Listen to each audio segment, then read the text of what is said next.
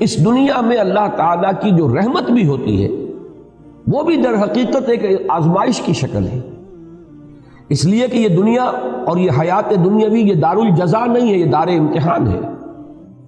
یہاں تو ہر لمحے ہم ایک امتحان سے دوچار ہیں۔ بڑی پیاری نظم ہے علامہ اقبال کی جو بانگ درا میں شامل ہے، زندگی، جس میں ایک شعر وہ بھی ہے کہ تو اسے پیمانہ امروز فردا سے نہ ناپ، جاویداں پہم دواں ہر دم جواں ہے زندگی۔ اور آخری شعر ہے کہ قلزم ہستی سے تو امراہ مانند حباب، اس زیاں خانے میں تیرا امتحان ہے زندگی۔ اور یہ در حقیقت ترجمانی ہے سورہ ملک کی اس آیت کی کہ ہم نے خلق الموت والحیات لیبلوکم ایکم احسن عملا۔ یہ موت و حیات کا سلسلہ، حیات مسلسل چلی جا رہی تھی، موت کا وقفہ ڈال دیا گیا، اس کے حصے کر دیے گئے تاکہ ایک چھوٹا سا حصہ علیحدہ کر لیا جائے، small chunk of our life, وہ علیحدہ کر لیا گیا تاکہ اس کو ایک امتحانی وقفہ بنا دیا جائے۔ قلزم ہستی سے تو براہ مانند حباب، اس زیاں خانے میں تیرا امتحان ہے زندگی۔ آگے چل کر اب زیادہ دور نہیں ہے، سورہ دہر میں بھی یہ مضمون آئے گا، سورہ ملک میں تو آ ہی چکا ہے بڑی وضاحت کے ساتھ، خلق الموت والحیات لیبلوکم ایکم احسن عملا۔ اور ہر لحظہ یہاں امتحان ہے، کبھی اللہ تعالیٰ کچھ دے کر آزماتا ہے، کبھی کچھ چھین کر آزماتا ہے۔ دے کر آزماتا ہے کہ بندہ شکر کرتا ہے یا نہیں، کبھی چھین کر آزماتا ہے کہ بندہ صبر کرتا ہے یا نہیں۔ ہر حال میں وہ میرے دامن سے وابستہ رہتا ہے یا نہیں، ہر حال میں راضی برضائے رب رہتا ہے یا نہیں۔ کہیں ایسا تو نہیں ہوتا کہ اگر نعمتوں کی بارش ہو تو ہم سے غافل ہو جائے، ہماری طرف سے منہ موڑ لے۔ کہیں ایسا تو نہیں کہ اگر کوئی تکالیف آ جائیں، ہجوم کر جائیں، تو پھر شکوہ اور شکایت کا لفظ زبان پر آ جائے۔ ہر حال میں ہونا یہ چاہیے کہ راضی برضائے رب رہے بندہ، چاہے یہ حال ہو چاہے وہ حال ہو۔ اس میں جو کلائمیکس ہے وہ سورۃ الفجر کی آیت ہے کہ انسان اگر اس دنیا کے اندر بدلتے ہوئے حالات کو چاہے، توحید مکمل ہے اس کی کہ وہ اللہ ہی کی طرف اس کو منسوب کر رہا ہے۔ فَأَمَّا الْإِنسَانُ إِذَا مَا ابْتَلَاهُ رَبُّهُ فَأَكْرَمَهُ وَنَعَّمَهُ فَيَقُولُ رَبِّي أَكْرَمَنِ۔ انسان کا عجیب حال ہے کہ جب اس کا رب اس کو خوب نعمتیں دیتا ہے، آزماتا ہے اس صورت میں کہ نعمتیں دیتا ہے، خوب اس کو اکرمہ عزت دیتا ہے، فَيَقُولُ رَبِّي أَكْرَمَنِ، تو وہ کہتا ہے مجھے رب نے عزت دے دی، باعزت بنا دیا، میرا اعزاز فرمایا۔ اب دیکھیے شرک یہاں نہیں ہے، وہ سب سے بڑی گمراہی جو ہے اس سے تو انسان بچا ہوا ہے، میرے رب نے مجھے عزت دی۔ شرک نہیں ہے، توحید موجود ہے، توحید میں کہیں کوئی اس میں کوئی خلا نہیں، کوئی نقص نہیں۔ وَأَمَّا إِذَا مَا ابْتَلَاهُ فَقَدَرَ عَلَيْهِ رِزْقَهُ فَيَقُولُ رَبِّي أَهَانَنِ۔ اور جب دوسری شکل میں اللہ تعالیٰ امتحان لیتا ہے کہ اس پر اس کے رزق کو تنگ کر دیتا ہے، ناپ تول کر دینے لگتا ہے، تھوڑا تھوڑا ایشو کرتا ہے، اس لیے کہ قدرہ کے معنی جو ہے وہ یہی ہے، اندازے سے دینا شروع کر دینا۔ ایک ہے بغیر حساب آ رہا ہے، اور ایک یہ کہ اب ناپ تول کر کے آ رہا ہے۔ فَيَقُولُ رَبِّي أَهَانَنِ، تو وہ کہتا ہے میرے رب نے تو مجھے ذلیل کر دیا۔ اب ان دونوں جملوں میں توحید اور شرک کے اعتبار سے کوئی کمی نہیں ہے کہ کوئی گمراہی کی آپ نشاندہی نہیں کر سکتے۔ اللہ نے عزت دی اور اللہ نے ہی ذلیل کر دیا، لیکن فرمایا کلا، ہرگز نہیں۔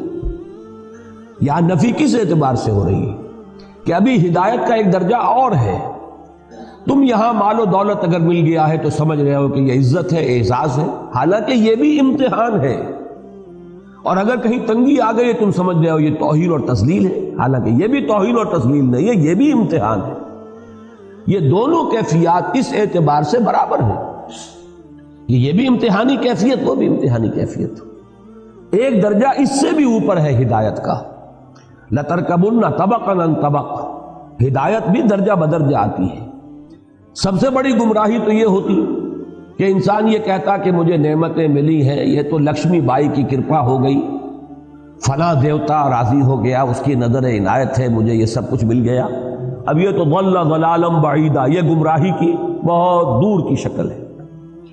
اور کہیں اگر کوئی تکلیف آ گئی، فلاں دیوتا ناراض ہو گیا، معلوم ہوتا ہے کہ فلاں دیوی یا دیوتا کی نگاہ کرم ہم سے پھر گئی ہے، دو قربانیاں، آؤ کوئی ڈنڈوت کرو، کوئی تلافی کرو، راضی کرو۔ تو یہ تو سمجھیے کہ یہ گمراہی ہے دور کی۔ اس گمراہی سے آدمی چلا تو پہلا درجہ جو آیا ہدایت کا وہ توحید ہے کہ اس نے یہ کہا کہ مجھے نعمت ملی تو اللہ نے میرا اعزاز اور اکرام فرمایا، مجھ پر تکلیف آئی، تنگی آئی تو اللہ نے مجھے ذلیل کر دیا، تو اس کے اعتبار سے تو یہ ہدایت ہے۔ لیکن ابھی تیسری سیڑھی کو دیکھیں گے تو یہ بھی ابھی گمراہی ہے۔ وہ تیسری سیڑھی کیا ہے کہ یہ دونوں حالتیں مساوی ہیں، یہ دونوں حالتیں امتحان ہیں، دونوں میں اللہ آزما رہا ہے۔ ابھی ایک چوتھی سیڑھی ہے، یہ سب سے اونچی ہدایت ہے۔ اس تک تو یوں سمجھیے کہ اخص الخواص پہنچ پاتے ہیں، عام لوگوں تک کی اس تک رسائی نہیں ہے، اور وہ یہ ہے کہ یہ سمجھا جاتا ہے عام طور پر کہ اگر مفلسی ہے، احتیاج ہے، دنیاوی حالات کی تنگی ہے تو یہ امتحان شاید زیادہ کڑا ہے، زیادہ سخت ہے، اور اگر فراوانی ہے اور دولت ہے اور عزت ہے تو یہ امتحان شاید ہلکا ہے، آسان ہے۔ حقیقت یہ ہے چوتھی سیڑھی جو ہے ہدایت کی کہ اصل میں امتحان بھاری جو ہے وہ دولت کا امتحان ہے۔ اگر اللہ تعالیٰ زیادہ دیتا ہے، عزت دیتا ہے، وجاہت دیتا ہے، یہ امتحان زیادہ سخت ہے، زیادہ مشکل ہے۔ اگر تنگی ہے، مصیبت ہے، تکلیف ہے تو یہ امتحان آسان ہے، اس لیے کہ تنگی میں اور مصیبت میں لامحالہ انسان کا رجوع اللہ کی طرف ہوتا ہے، جبکہ محتاط ہے، فراوانی ہے، عزت ہے تو اس میں بہت شدید اندیشہ ہے غفلت کا۔ تو معلوم یہ ہوا کہ نتیجے پر اگر نگاہ ہے تو اس کے اعتبار سے یہ امتحان کے دولت ہو اور اس کے انبار ہو اور فراوانی ہو، یہ زیادہ مشکل امتحان ہے بنسبت اس کے کہ تکلیف ہو یا کوئی دنیا میں احتیاج کا معاملہ ہو۔ اس کے حوالے سے یاد رکھیے امام احمد ابن حنبل رحمۃ اللہ علیہ کا وہ واقعہ کہ ایک زمانے میں حکومت جو ہے تشدد کر رہی تھی، شدید ترین عتاب میں آئے ہوئے ہیں، مار پڑ رہی ہے، جیلوں میں ٹھوسا ہوا ہے، اور الفاظ یہ آتے ہیں روایات میں کہ وہ مار ماری گئی ہے کہ اگر ہاتھی کو بھی وہ مار ماری جاتی تو بلبلا اٹھتا، لیکن کبھی کوئی آنسو جو ہے آنکھ سے نہیں ٹپکا۔ لیکن جب حالات بدل گئے اور اب دارالخلافہ جو ہے یا بیت الخلافت، وہاں سے اب آ رہے ہیں اشرفیوں کے توڑے لے کر، ایک شخص آیا ہے، تھیلی لے کر آیا ہے کہ یہ خلیفہ نہیں، کیونکہ خلیفہ بدل گیا، اب حالات جو ہے حکومت کے تبدیل ہو گئے۔ تو جب وہ تھیلی پیش کی ہے ان کی خدمت میں اشرفیوں کی، تب رو پڑے کہ اے اللہ میں اس امتحان اور آزمائش کے قابل نہیں، یہ امتحان کہیں زیادہ سخت ہے، کہیں مشکل ہے۔ تو ان چار درجوں کو اگر اللہ تعالیٰ توفیق دے تو یاد رکھیے۔ اب دیکھیے ریلیٹیو، یہ جو تھیوری آف ریلیٹیوٹی ہے یہ ہر جگہ چلتی ہے۔ سب سے اونچے درجے کے اعتبار سے دوسرا درجہ بھی گمراہی کا ہے، پھر اس کے اعتبار سے تیسرا درجہ اور گمراہی کا ہے، اور جو سب سے نیچے ہے وہ تو خیر گمراہی ہے ہی ہے۔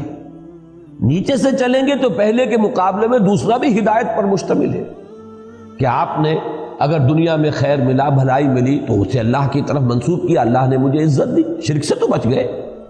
اگر تکلیف آئی، مصیبت آئی تو اس کو بھی اللہ کی طرف منسوب کیا، اللہ نے مجھے ذلیل کر دیا، شرک سے تو بچ گئے، اس کے مقابلے میں ہدایت پر آ گئے۔ لیکن اس سے اوپر کی ہدایت ہے یہ کہ آپ ان دونوں کے اندر کوئی فرق و تفاوت ہی نہ کریں، دونوں امتحان کی کیفیات ہے، نہ یہ عزت ہے نہ وہ ذلت ہے۔ یہی سورہ تغابن کی اس آیت کا مفاد ہے، ذالک یوم التغابن، ہار اور جیت کا فیصلہ تو اس دن ہوگا، اس دن جو بری ہو گیا عزت اس کے لیے ہے، اور اس دن جو جہنم میں جھونک دیا گیا ذلت اس کے لیے ہے، چاہے دنیا میں قارون کی دولت اس کے پاس رہی اور فرعون اور نمرود کا اقتدار جو ہے اسے حاصل رہا۔ اور سب سے اوپر یہ ہے کہ اصل کڑا امتحان جو ہے، حضور کی حدیث یاد کر لیجئے، ما قل و کفا خیر مما کثر و الہا، جو کم ہو لیکن کفایت کر جائے، بنیادی ضرورتیں پوری ہو جائے، کسی کے سامنے ہاتھ نہ پھیلانا پڑے، وہ کہیں بہتر ہے اس سے کہ جو کثیر ہے لیکن غافل کر دینے والی شے۔ جہاں کثرت ہوگی، محتاج ہوگی، غفلت آ جائے گی۔